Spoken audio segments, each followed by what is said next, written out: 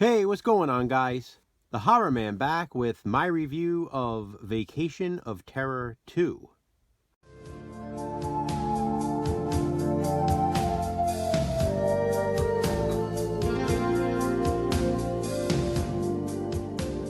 Yesterday, I reviewed the first Vacation of Terror, and I was originally going to space these reviews out, but ultimately I decided to do them back to back, so here we are.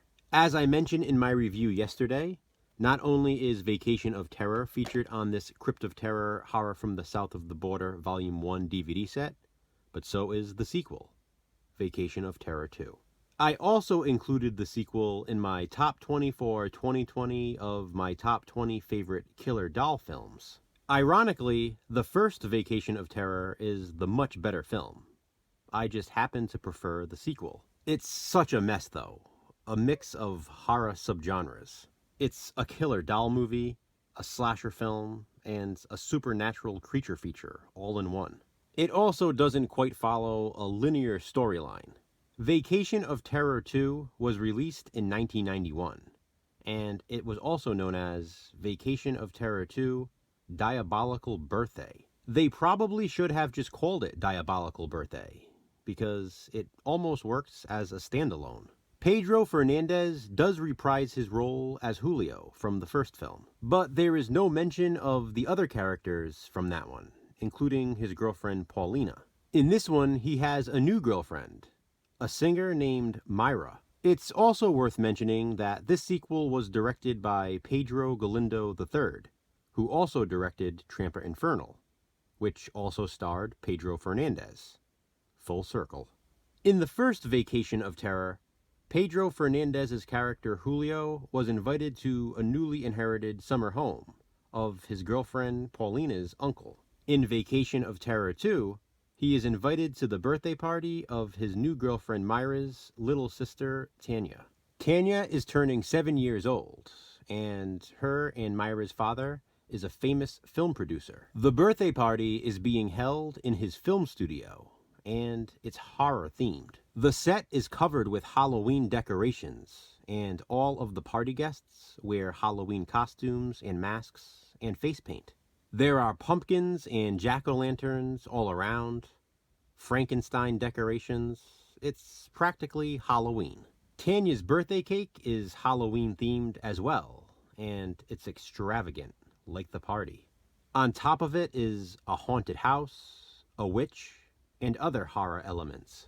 My God, the whole party and setting is fantastic, and it's a big reason why I prefer the sequel to the first film, despite the convoluted mess that it is.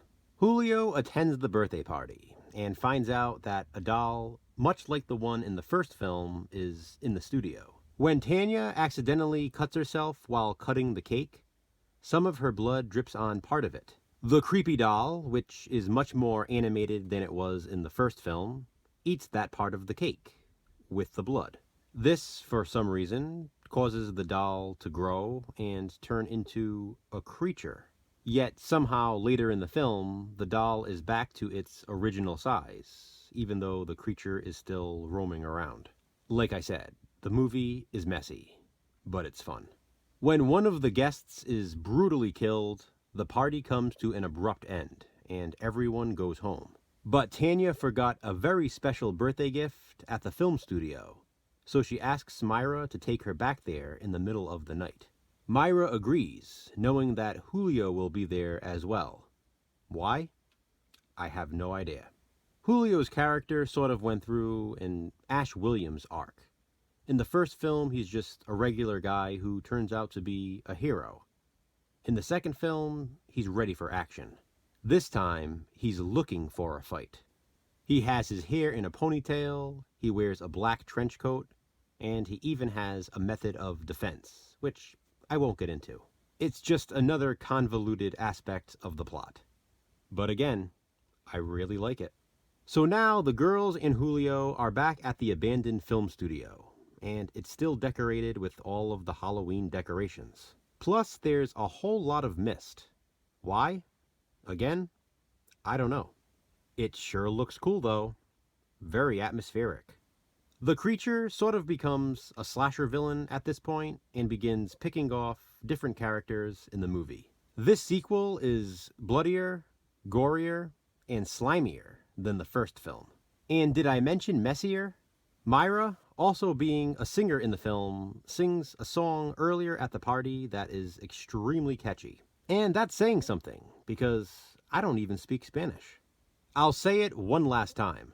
Vacation of Terror 2 is a convoluted mess, much like this review for it.